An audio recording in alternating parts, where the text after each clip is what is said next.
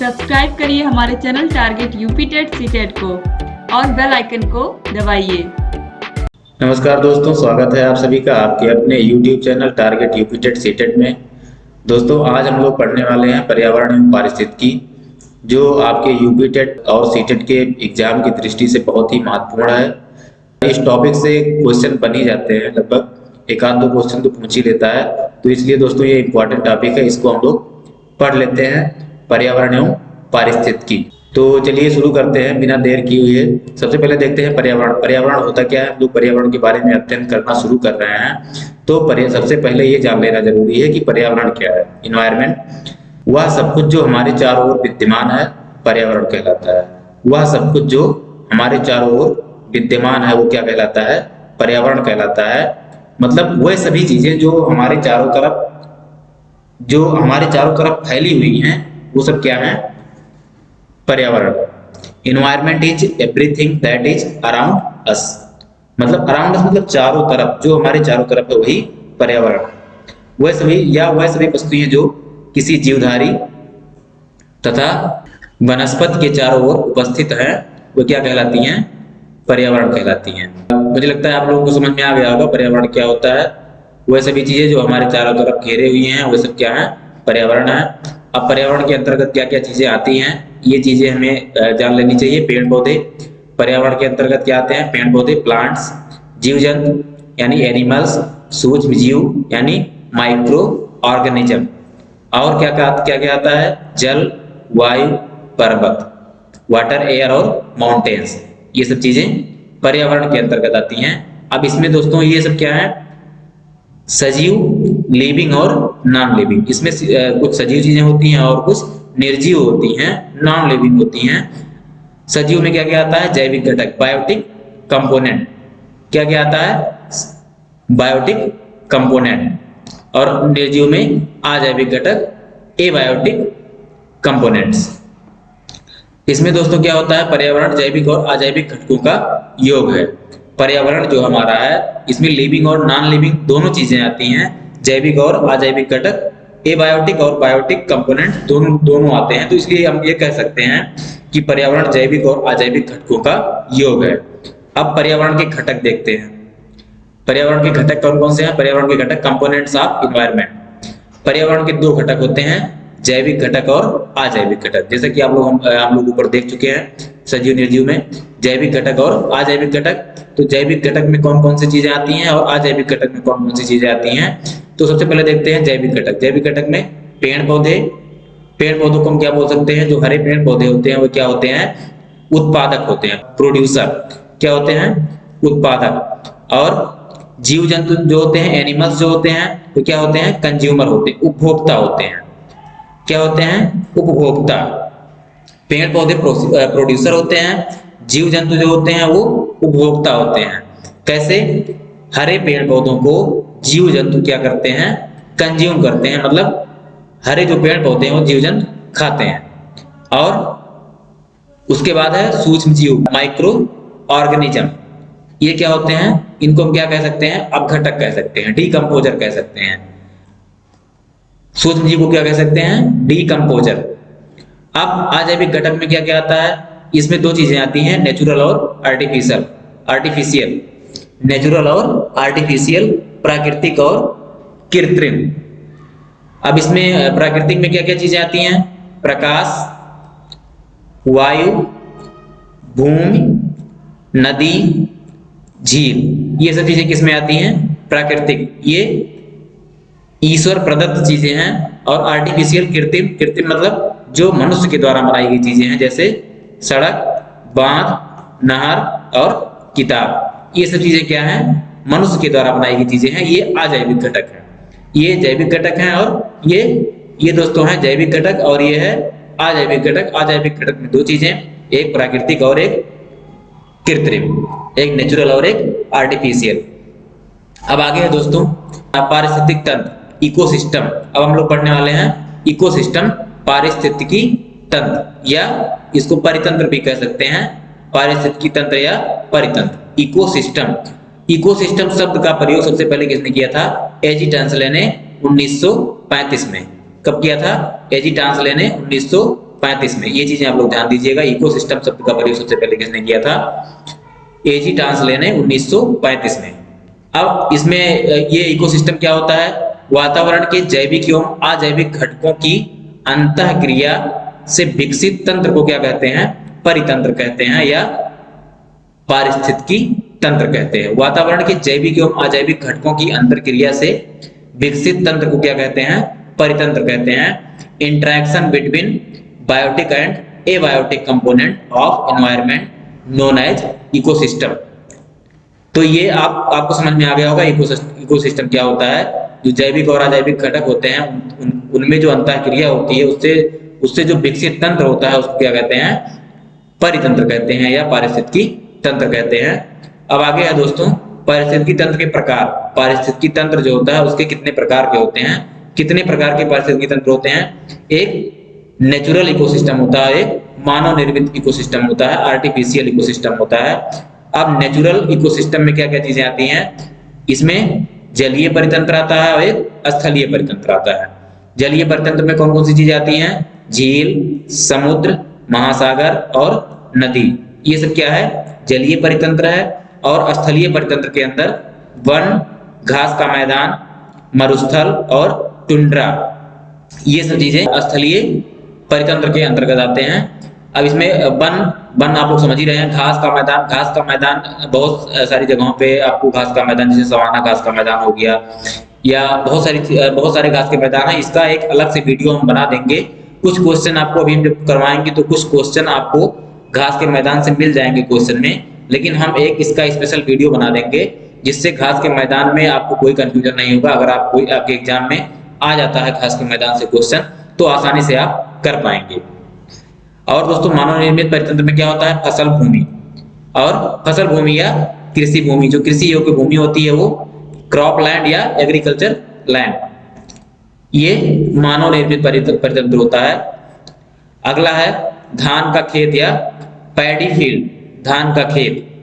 और seed bank, बीज bank. अगला है जल जीवशाला, एक्वेरियम, जिसमें मछलियां रखी जाती हैं, फिश एक्वेरियम आता है। ये सब क्या है? मानव निर्मित परितंत्र है। ये मनुष्य के द्वारा बनाया गया इकोसिस्टम है। आगे है दोस्तों पारिस्थितिकी, इकोलॉजी। ऊपर अभी आपने पढ़ा पारिस्थितिकी तंत्र और अभी आप क्या पढ़ने जा रहे हैं? पारिस्थितिकी, इकोलॉजी। ऊपर आपने पढ़ा इकोसिस्टम, अभी आप पढ़ने जा रहे हैं इकोलॉजी। पारिस्थितिकी शब्द का प्रयोग सबसे पहले किसने किया था? अर्नेस्ट हैकल ने। किसने किया था? अर्नेस्ट हैकल ने। कब किया था? 1866 ईस्वी में, 1866। अब इकोलॉजी क्या होता है? पर्यावरण और जीवों के पारस्परिक संबंधों के अध्ययन को क्या कहते हैं? पारिस्थितिकी कहते हैं। पर्यावरण और जीवों के पारस्परिक संबंधों के अध्ययन को क्या कहते हैं? पारिस्थितिकी कहते हैं, इकोलॉजी कहते हैं। Ecology study of relationship between the organism and environment.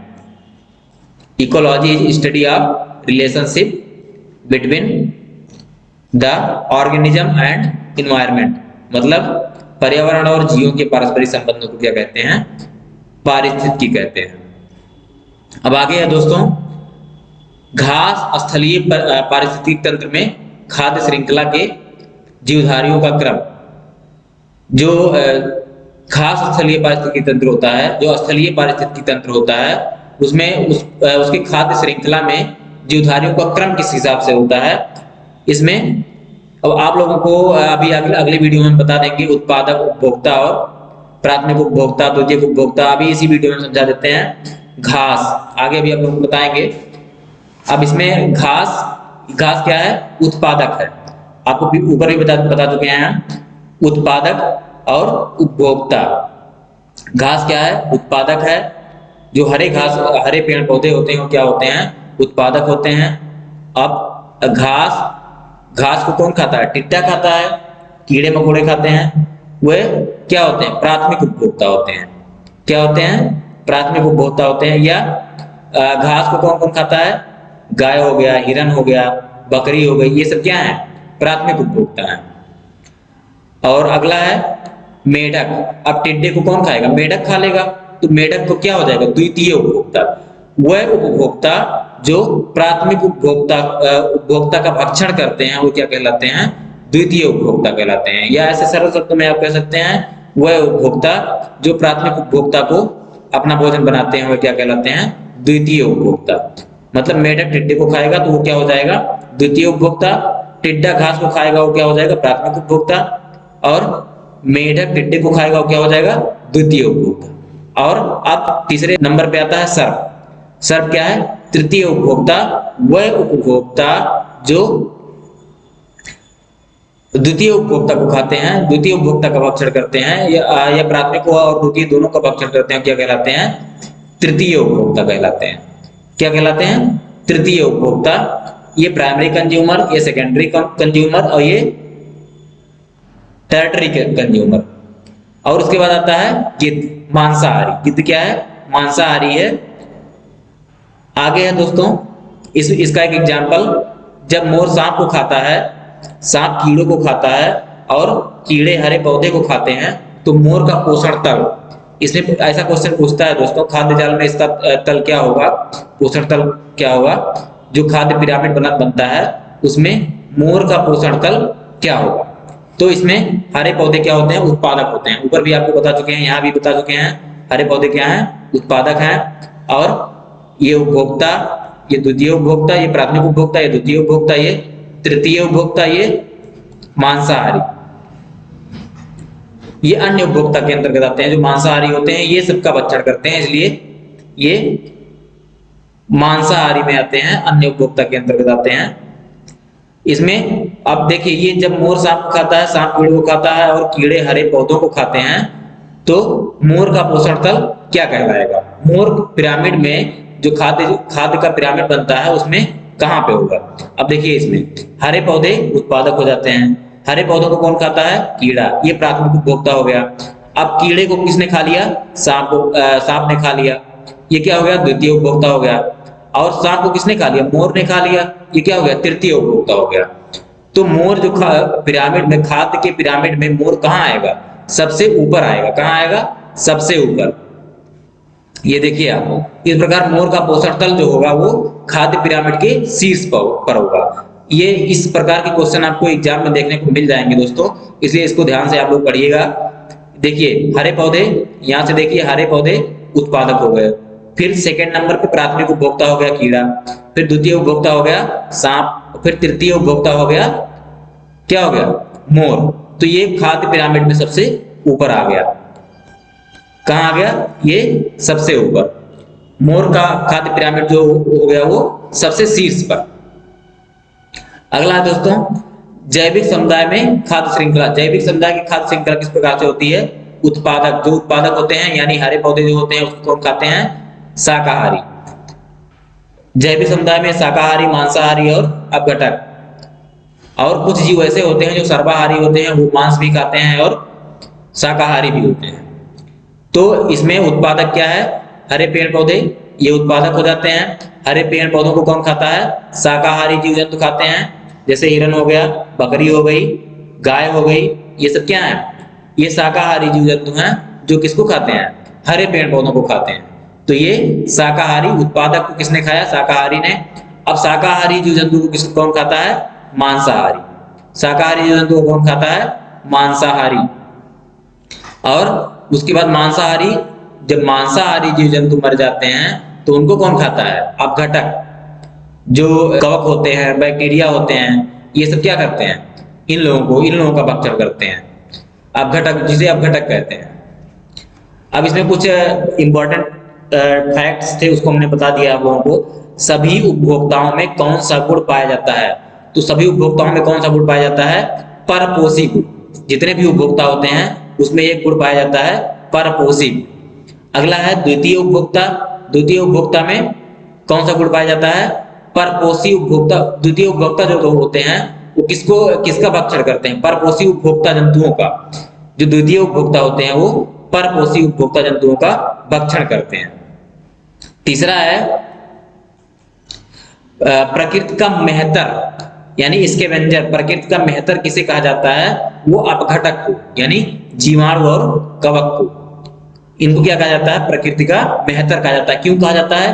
क्योंकि जो जीव जंतु मर जाते हैं या जमीन में मिल जाते हैं, उनको दफना दिया जाता है, वो यही अपघटक जो होते हैं, जीवाणु और कवक जो होते हैं, यही सब लोग मिल करके उसको क्या करते हैं, मिट्टी में मिला देते हैं। तो इसीलिए इसको क्या कहा जाता है, प्रकृति का मेहतर कहा जाता है, इसके वेंचर कहा जाता है। अगला है जीवीय एवं अजीवीय घटकों में संबंध स्थापित करते हैं कौन, अपघटक। जीवीय और अजीवीय घटक में संबंध कौन स्थापित करते हैं, अपघटक स्थापित करते हैं। अगला है दोस्तों, खाद्य श्रृंखला में ऊर्जा का प्रवाह किस दिशा में होता है, तो खाद्य श्रृंखला में ऊर्जा का प्रवाह एक ही दिशा में होता है। अगला है एक संपूर्ण समुदाय के सभी जीवों में संबंध स्थापित करता है खाद्य जाल। कौन स्थापित करता है, खाद्य जाल। तो दोस्तों मुझे लगता है इसमें कोई टॉपिक छूटा नहीं होगा जो हमने आप लोगों को बताया ना हो। जो चीजें आपको ना समझ में आए वो आप लोग दोबारा आप लोग पूछ सकते हैं, कमेंट बॉक्स में बता सकते हैं। अब दोस्तों इससे रिलेटेड कुछ क्वेश्चन है जो हम आप लोगों को करवा देते हैं, कुछ इंपॉर्टेंट क्वेश्चन है। देखिए पहला क्वेश्चन है, 16 घास के मैदान कहाँ पाए जाते हैं। 16 घास का मैदान जो होता है वो पश्चिमी घाट में पाया जाता है। दोस्तों घास के मैदान का वीडियो हम एक अलग से आप लोगों के लिए बना देंगे, स्पेशल वीडियो 10-12 मिनट का। उसमें जितने भी घास के मैदान है जहां जहां पाए जाते हैं, मानचित्र के माध्यम से आप लोगों को बता देंगे, वो आप लोगों को कभी नहीं भूलेगा। इसमें कुछ क्वेश्चन टच कर दिया है हमने, तो पढ़ लीजिएगा, ध्यान दीजिएगा, ऐसे याद रहेगा तो ठीक रहेगा। 16 घास के मैदान कहाँ पाए जाते हैं, पश्चिमी घाट में। अगला है पारिस्थितिकी तंत्र में ऊर्जा प्रवाह के संबंध में सही क्रम कौन सा है। तो इसका सही क्रम जो है उत्पादक, उपभोक्ता और अपघटक। उत्पादक मतलब हरे पेड़ पौधे, उपभोक्ता मतलब जो इनको कंज्यूम करते हैं, और अपघटक जो इनको कंज्यूम करते हैं वो अपघटक होते हैं। अगला है किसी परितंत्र में तत्वों का चक्रण क्या कहलाता है। किसी परितंत्र में तत्वों का जो चक्रण होता है वो क्या कहलाता है, जैव भू रासायनिक चक्र। जैव भू रासायनिक चक्र कहलाता है। अगला क्वेश्चन है जैविक समुदाय में प्राथमिक उपभोक्ता कौन से होते हैं। तो जैविक समुदाय में आप लोगों को पहले भी बता चुके हैं, जैविक समुदाय में प्राथमिक उपभोक्ता जो होते हैं वो शाकाहारी होते हैं। कौन होते हैं, शाकाहारी। पहले क्या होते हैं, उत्पादक होते हैं, उसके बाद शाकाहारी, फिर मांसाहारी, शाकाहारी के बाद मांसाहारी होते हैं। कौन होता है, मांसाहारी। शाकाहारी के बाद मांसाहारी, उसके बाद फिर क्या होते हैं, अपघटक होते हैं। उसके बाद क्या होते हैं, अपघटक। अगला है इकोसिस्टम का सही परिभाषा क्या है। इकोसिस्टम क्या, हम आप लोगों को पहले बता चुके हैं, जीव समुदाय और उसके वातावरण का संतुलित तंत्र क्या कहलाता है, इकोसिस्टम क्या कहलाता है। इकोसिस्टम का जो परिभाषा है, जीव समुदाय और उसके वातावरण का जो संतुलित तंत्र होता है वो क्या कहलाता है, इकोसिस्टम कहलाता है। अगला प्रश्न है पारिस्थितिक तंत्र में ऊर्जा का मुख्य स्रोत क्या है, सूर्य का प्रकाश। ये बहुत ही इंपॉर्टेंट क्वेश्चन है, आप लोग इसको ध्यान दीजिएगा। पारिस्थितिक तंत्र में ऊर्जा का सबसे मुख्य स्रोत जो है वो क्या है, सूर्य का प्रकाश है। अगला क्वेश्चन है दोस्तों, जो शाकाहारी जंतु भोजन के लिए हरे पेड़ पौधों पर निर्भर रहते हैं वो क्या कहलाते हैं, प्रथम चरण के उपभोक्ता कहलाते हैं। उत्पादक के बाद क्या आता है, शाकाहारी। और शाकाहारी जीव जंतु क्या करते हैं, पेड़ पौधों, हरे पेड़ पौधों को खाते हैं, वही क्या कहलाते हैं, प्राथमिक उपभोक्ता कहलाते हैं। शाकाहारी जंतु को ही प्राथमिक उपभोक्ता के श्रेणी में रखा जाता है। या जो उत्पादक को खाते हैं वो क्या कहलाते हैं, प्राथमिक उपभोक्ता। अगला क्वेश्चन है दोस्तों, घास भूमि क्षेत्र के परितंत्र की खाद्य श्रृंखला में सबसे उच्च स्तर के उपभोक्ता कौन होते हैं। तो आप लोगों को पहले भी बता चुके हैं, सबसे उच्च स्तर के उपभोक्ता जो होते हैं वो मांसाहारी होते हैं। सबसे उच्च स्तर के उपभोक्ता कौन होते हैं, मांसाहारी होते हैं, जो प्रथम, द्वितीय और तृतीय तीनों उपभोक्ताओं को खा लेते हैं। अगला क्वेश्चन है दोस्तों, खाद्य श्रृंखला के परस्पर समूह को क्या कहा जाता है, खाद्य जाल। क्या कहा जाता है, खाद्य जाल। खाद्य श्रृंखला के परस्पर समूह को क्या कहा जाता है, खाद्य जाल कहा जाता है। अगला क्वेश्चन है पर्यावरण की परिभाषा क्या है, जैव एवं अजैव घटक। जैविक एवं अजैविक घटक के अभी ऊपर हम बताए हैं कि सम्मिलित समूह को क्या कहते हैं, पारिस्थितिकी तंत्र कहते हैं। यहाँ आप लोगों को बताया आपने। और उसके बाद है परितंत्र पर सबसे बड़ा पारिस्थितिकी तंत्र कौन सा है, पृथ्वी पर सबसे बड़ा पारिस्थितिक तंत्र कौन सा है, समुद्र। ये क्वेश्चन आया, पूछा जा चुका है दोस्तों, इसको ध्यान दीजिएगा आप लोग। पृथ्वी पर सबसे बड़ा जो पारिस्थितिक तंत्र है वो कौन सा है, समुद्र है। अगला क्वेश्चन है मानव पर्यावरण संबंध एक संकल्पना है धनात्मक। क्या है? धनात्मक संकल्पना। अगला क्वेश्चन है हमारे पर्यावरण में किस गैस का सांद्रण सबसे अधिक है? तो ये आप सभी लोग लगभग बहुत पहले से पढ़ते हुए चले आ रहे हैं। पर्यावरण में सबसे ज्यादा किस गैस की मात्रा पाई जाती है? नाइट्रोजन। किस गैस की मात्रा पाई जाती है? नाइट्रोजन। अगला है पृथ्वी के अपमार्जक कौन है?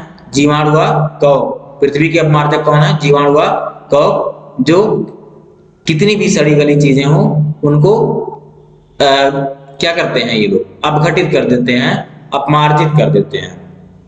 अगला है कृत्रिम वर्षा के लिए मेघ बीजन के लिए प्रयुक्त रसायन है क्या? Silver iodide. सिल्वर आयोडाइड से क्या करवाया जाता है? कृत्रिम वर्षा करवाई जाती है, आर्टिफिशियल रेन, जिसको आर्टिफिशियल रेन भी कहते हैं। कृत्रिम वर्षा करवाई जाती है, सिल्वर आयोडाइड इसके लिए जिम्मेदार होता है। इसीलिए ये क्वेश्चन इंपॉर्टेंट हो जाता है, कृत्रिम वर्षा के लिए कौन सी गैस जिम्मेदार होती है, कौन सा रसायन जिम्मेदार होता है? Silver iodide. अगला क्वेश्चन है दोस्तों किसान का मित्र किस प्राणी को कहा जाता है? ये बहुत पुराना, बहुत घिसा पिटा क्वेश्चन है, लेकिन कभी कभी पूछ लेता है। दोस्तों यूपी टेट में क्वेश्चन का जो स्तर होता है वो, या यूपी टेट ही नहीं, कोई भी एग्जाम हो, इसमें क्वेश्चन का स्तर जो होता है वो हाई लेवल का भी क्वेश्चन रहता है जिसको बहुत कम ही लोग टच कर पाते हैं, और नॉर्मल जो मीडियम लेवल का होता है, और एकदम लो लेवल का होता है। तो लो लेवल का तो सभी लोग कर ले जाते हैं, लेकिन जो मीडियम होता है वो जो लोग तैयारी किए होते हैं बढ़िया से, वो मीडियम वाला क्वेश्चन सॉल्व कर ले जाते हैं, और जो टफ होता है क्वेश्चन उसको कुछ ही लोग टच कर पाते हैं। तो ऐसे क्वेश्चन बन जाते हैं, ऐसा नहीं है कि नहीं आएगा। अगला क्वेश्चन है दोस्तों यदि एक मेढक एक टिड्डे को खाता है तो ऊर्जा का स्थानांतरण होगा। यदि एक मेढक क्या है? टिड्डा। पहली बात तो टिड्डा क्या है? जब उत्पादक, हम बताए थे, उत्पादक जो होता है, उत्पादक के बाद टिड्डा किसको खाएगा? उत्पादक को खाएगा। उसके बाद टिड्डे को कौन खाएगा? मेढक। ऊपर हम बता चुके हैं। तो ये क्या हो जाएगा? ये उत्पादक हो जाएगा, ये प्राथमिक उपभोक्ता हो जाएगा, ये द्वितीय उपभोक्ता हो जाएगा। तो यदि एक मेढक एक टिड्डे को खाता है तो ऊर्जा का स्थानांतरण किस तरह से होगा? इसमें ऊर्जा का स्थानांतरण होगा प्राथमिक से द्वितीय उपभोक्ता। ऊर्जा का स्थानांतरण कहां होगा? प्राथमिक से द्वितीय उपभोक्ता। अगला है अन्य मृत जंतुओं पर निर्वाह करने वाले प्राणी को क्या कहते हैं? अपमार्जक। ऊपर बताए हैं अपमार्जक जो जीवाणु और कवक होते हैं, ये क्या होते हैं? अपमार्जक होते हैं। अगला क्वेश्चन है खाद्य श्रृंखला में ऊर्जा का प्रवाह होता है एक दिशीय, मतलब एक ही दिशा में होता है। खाद्य श्रृंखला में जो ऊर्जा का प्रवाह होता है वो एक ही दिशा में होता है। अगला क्वेश्चन है ह्यूमस आर्द्रता निर्माण में कौन सहायक है? अपघटक। कौन सहायक है? अपघटक, मतलब जीवाणु और कवक। अगला क्वेश्चन है दोस्तों ऊर्जा का पिरामिड होता है सीधा। ऊर्जा का पिरामिड कैसा होता है? सीधा। अगला क्वेश्चन है एक पोषण स्तर से दूसरे पोषण स्तर पर ऊर्जा का कितना भाग स्थानांतरित होता है? 10%। कितना भाग स्थानांतरित होता है? 10% भाग। अगला क्वेश्चन है अत्यधिक चारण का परिणाम क्या होता है? मृदा अपरदन। अगर जीवों को, गाय भैंस और भी चीजें हैं, और भी जीव जंतु हैं, अगर चारागाह ज्यादा बना दिया जाएगा तो उससे क्या होगा? उनके पैर से जो मिट्टी खुदती है वो बारिश होने के बाद में क्या हो जाएगा? कट के बह जाता है, इसलिए मृदा अपरदन ज्यादा होता है। अगला क्वेश्चन है खाद्य श्रृंखला द्वारा घातक रसायनों का की निरंतर बढ़ती मात्रा क्या कहलाती है? जैव सांद्रण। क्या कहलाती है? जैव सांद्रण। जीवाणु के वातावरण के जीवित भाग को क्या कहते हैं? जैविक घटक। जीवाणु के वातावरण के जीवित भाग को क्या कहते हैं? जैविक घटक कहते हैं। अगला क्वेश्चन है आसपास के वातावरण में पशुओं और पौधों के संबंध के अध्ययन को क्या कहते हैं? पारिस्थितिकी विज्ञान। पारिस्थितिक विज्ञान कहा जाता है। आसपास के वातावरण में पशुओं और पौधों के संबंध के अध्ययन को क्या कहते हैं? पारिस्थितिक विज्ञान। अगला क्वेश्चन है पेड़ों की कटाई घटाती है क्या? वर्षा। क्या घटाती है? अगर पेड़ों की अधिक कटाई होगी, वन उन्मूलन, वनों की अधिक कटाई अगर होगी तो क्या होगा? वर्षा प्रभावित होगी, वर्षा कम होगी। अगला क्या है जल चक्र को नियंत्रित करता है? जल चक्र को कौन नियंत्रित करता है? वन। जितने अधिक वन होंगे जल चक्र उतना नियंत्रित रहेगा। अगला क्वेश्चन है कंपास किस प्रकार के घास के मैदान हैं? तो कंपास घास के मैदान कहाँ पाए जाते हैं? उष्ण कटिबंधीय क्षेत्रों में पाए जाते हैं। कंपास घास का मैदान उष्ण कटिबंधीय क्षेत्रों में पाए जाते हैं। दोस्तों पहले भी बता चुके हैं, घास के मैदान का हम एक अलग से वीडियो बना देंगे, उसमें आपको अच्छे से समझा देंगे, जिससे घास के मैदान से क्वेश्चन अगर आते हैं तो आपका गलत नहीं होगा, आसानी से आप कर पाएंगे। वैसे क्वेश्चन पूछ लेता है एक आध, इसलिए आप लोग देख लीजिएगा। अगला क्वेश्चन है प्रेयरी घास के मैदान कहाँ पाए जाते हैं? उत्तरी अमेरिका में। कहाँ पाए जाते हैं? प्रेयरी घास का मैदान, ये पूछा जा चुका क्वेश्चन है। प्रेयरी घास का मैदान कहाँ पाया जाता है? उत्तरी अमेरिका में। अगला क्वेश्चन है सवाना घास के मैदान किस महाद्वीप में पाए जाते हैं? तो सवाना घास का मैदान कहाँ पाया जाता है? अफ्रीका महाद्वीप में। सवाना घास का मैदान कहाँ पाया जाता है? अफ्रीका महाद्वीप में। दोस्तों अब ये टॉपिक आप लोगों का खत्म होता है। और अगर आप लोगों को दोस्तों वीडियो पसंद आया हो तो आप लोग चैनल को लाइक करिएगा, सब्सक्राइब करिएगा और अपने दोस्तों के साथ शेयर भी कीजिएगा। आप लोग कमेंट करके बताइएगा आप लोगों को वीडियो कैसा लगा। आगे आप लोगों को वीडियो मिलता रहेगा। बहुत बहुत धन्यवाद।